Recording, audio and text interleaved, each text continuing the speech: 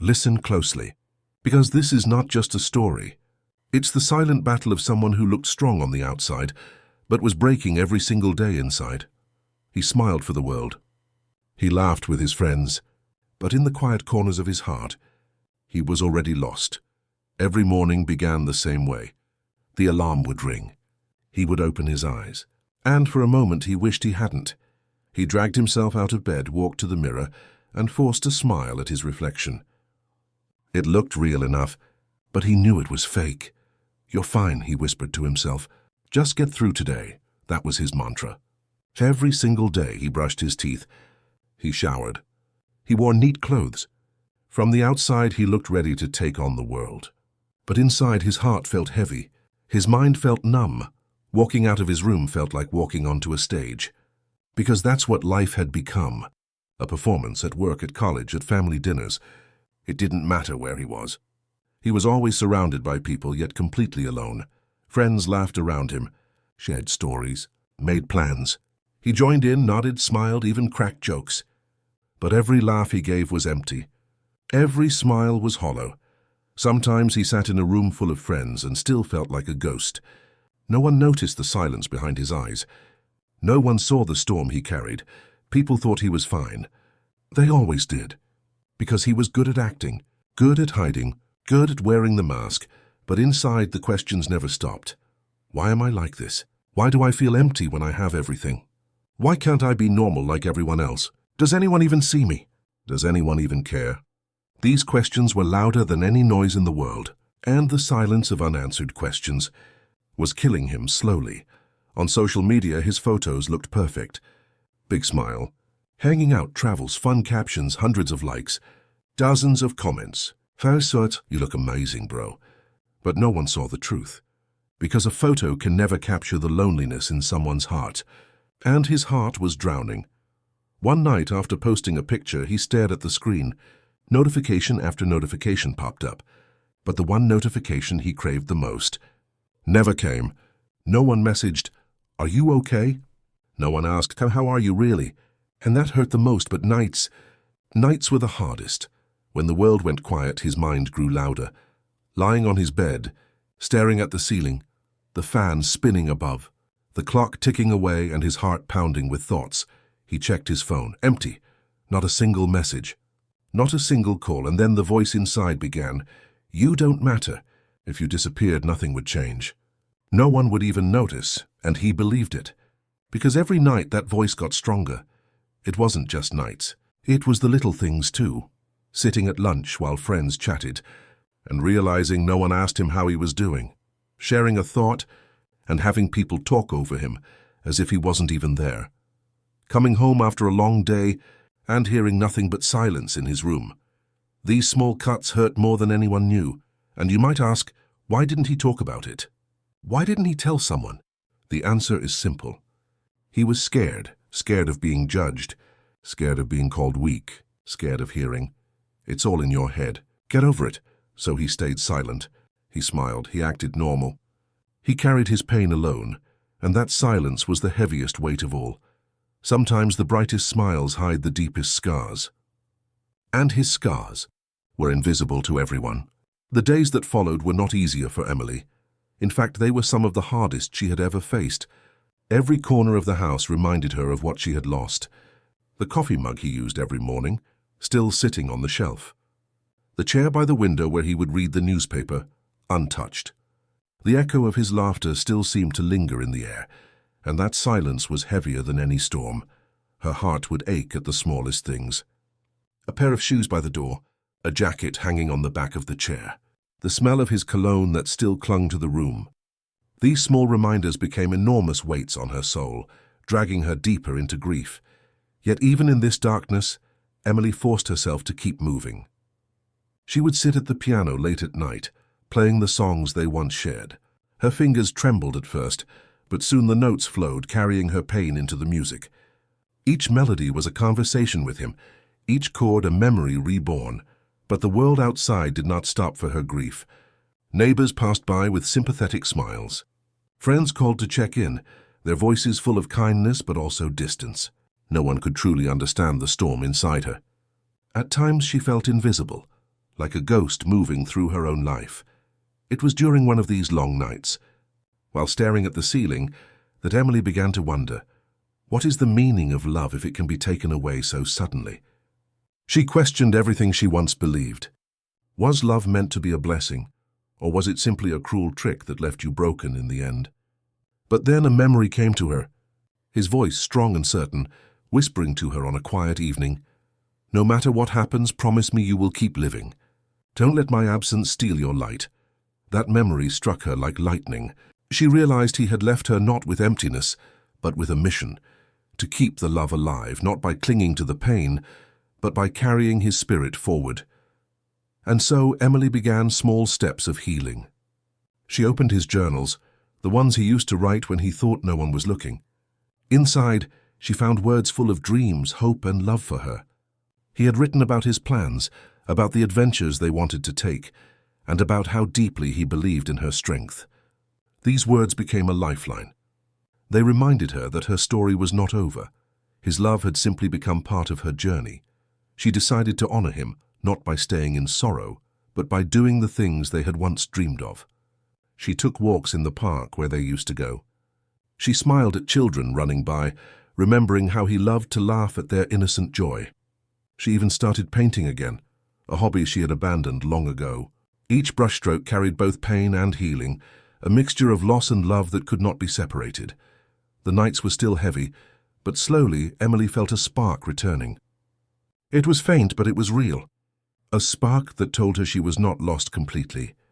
She was carrying him with her every step of the way. The days stretched into weeks, but for Emily time had lost its meaning. Every sunrise felt the same. Every night carried the same weight. People told her that healing was a process, that she should give herself time. But no one explained what to do when the hours felt like chains, when each second was another reminder of absence. She moved through her home like a ghost. She cooked meals she never finished. She switched on the TV but never really watched. She opened books, but the words blurred into meaningless patterns. Even the simplest tasks felt heavy, as if gravity itself had doubled. Yet in her quiet suffering, she began to notice small details she had ignored before. The photograph on the shelf slightly tilted, his old jacket still hanging by the door, the faint trace of his handwriting on a scrap of paper.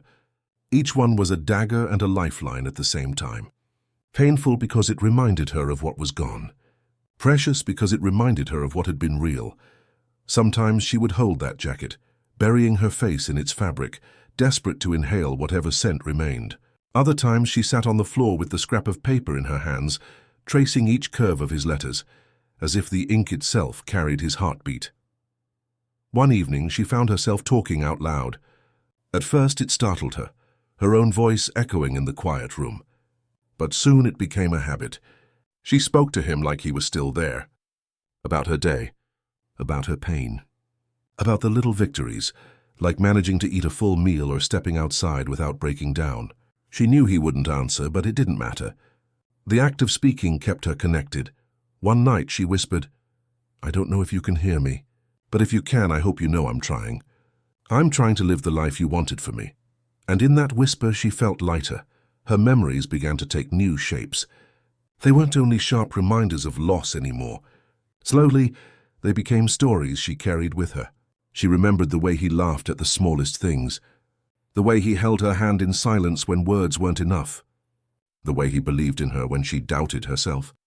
These weren't just memories. They were lessons, gifts he had left behind without even realizing. But grief isn't linear. Some days Emily felt almost strong, almost steady, and then suddenly she would collapse under the weight of it again. Like the time she walked past a couple in the grocery store, laughing as they picked out fruit. It was such an ordinary sight, but it broke her. She left her cart in the aisle and ran outside, tears blinding her eyes. She sat in her car, trembling, whispering over and over, "Why them and not us? Why am I here without you?" There were no answers, only silence. But silence, she realized, wasn't always cruel. Sometimes silence gave her space to breathe, to listen to the beating of her own heart. And that heartbeat meant she was still alive. Alive to carry his memory, alive to write the story they never finished together. Slowly she began to rebuild.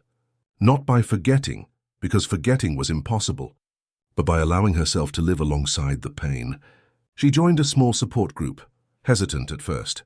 She sat in a circle of strangers who had also lost someone they loved. At first, she didn't speak. She only listened. Their stories were different, yet the same. And in their voices, she heard echoes of her own heart. When she finally found the courage to speak, her voice shook. But the people around her didn't judge. They nodded. They understood. For the first time, she didn't feel completely alone. She told them about the jacket, the notes, the conversations she still had with him. She told them about the nights she thought she wouldn't survive. And when she finished, there were tears in other eyes, too. That was the moment she realized something powerful. Pain shared is pain divided. She kept going back to that group week after week. Each time her voice grew stronger. Each time she felt a little less hollow. She even started helping newcomers, holding their hands the way others had held hers. And one day she looked in the mirror and didn't just see emptiness. She saw a woman who had endured. A woman who had broken but was learning to build again. She whispered to her reflection, "I'm not who I used to be, but maybe that's okay. Maybe I'm becoming someone new." That night, Emily sat at her desk and opened a blank notebook. She began to write letters. Letters to him. Letters about everything she had never said, and everything she still wanted to say. Each page was soaked in tears, but also filled with love. Writing became her way of keeping him close, her way of turning grief into something beautiful.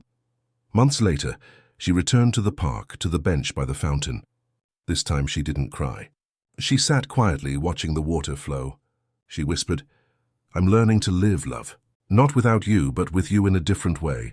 And in that moment she felt something she hadn't felt in so long. Peace, because healing doesn't mean forgetting.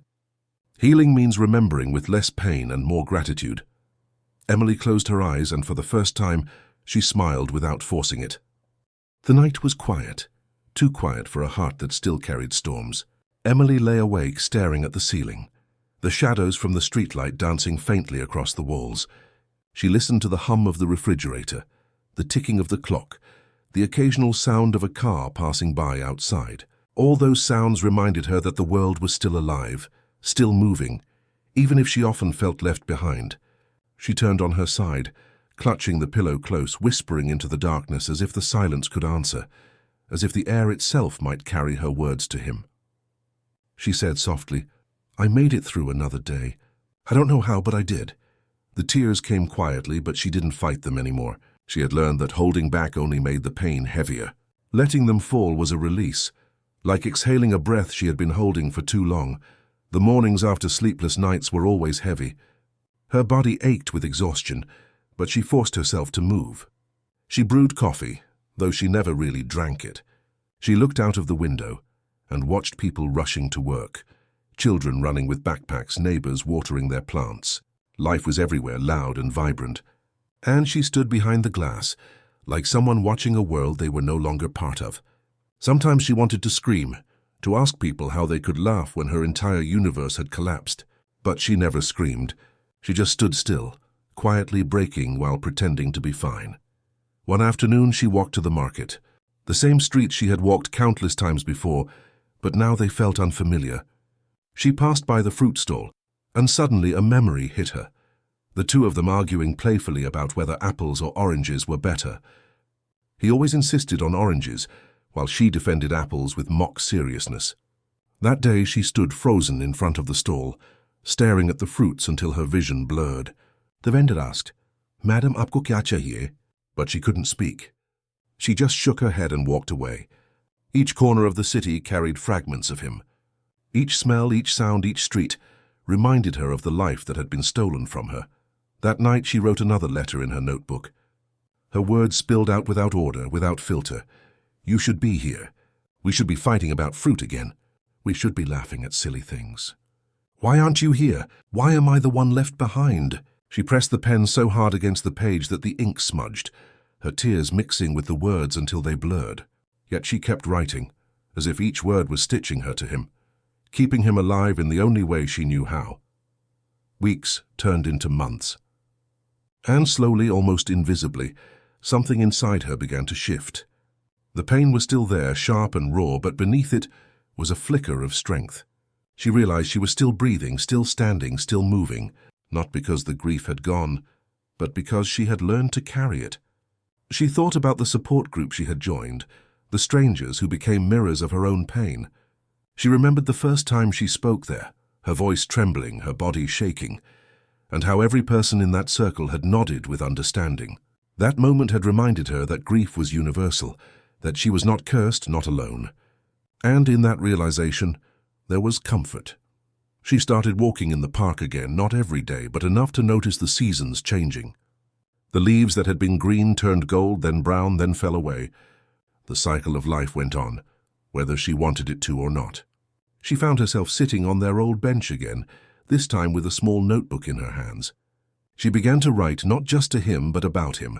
His habits, his words, the way he laughed when he was nervous, the way he always hummed when he cooked.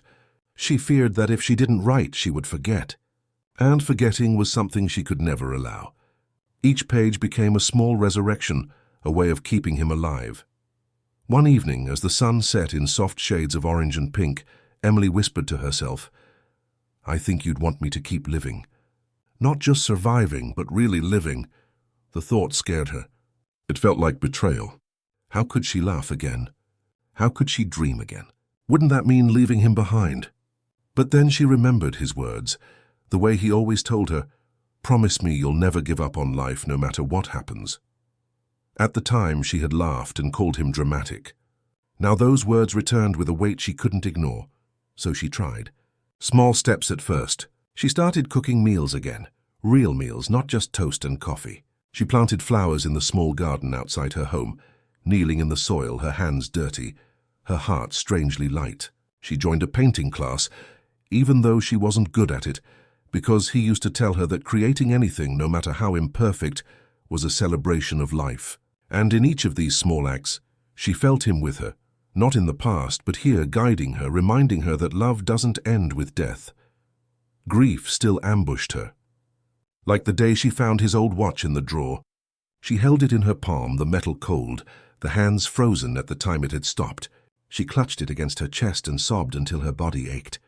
Or the night she heard their song playing in a cafe and had to leave because her legs couldn't hold her. But even in those moments of collapse, she noticed something different. She no longer felt like she was drowning. She cried, yes, but then she breathed again. She broke, but then she stood again. One night, sitting in her room with the window open, she looked at the stars. The sky stretched endlessly above her, infinite and eternal. She whispered, "If you're out there, I hope you know I'm still carrying you. Every step I take, every breath, it's with you." A breeze brushed against her cheek, gentle and cool, and she closed her eyes. For a fleeting second, she felt as though he was right there, touching her, comforting her. She smiled through her tears. That was the moment she understood something she had resisted for so long. He wasn't gone. Not really. He lived in her memories, in her choices, in the love that still burned fiercely inside her. Months later, Emily stood in front of a small group at the support circle. This time she wasn't just sharing her pain. She was sharing her growth. "I thought I couldn't survive," she told them, her voice steady, her eyes shining with quiet strength. "But I did. Not because the pain is gone, it's still here, but because I've learned that grief and love walk together.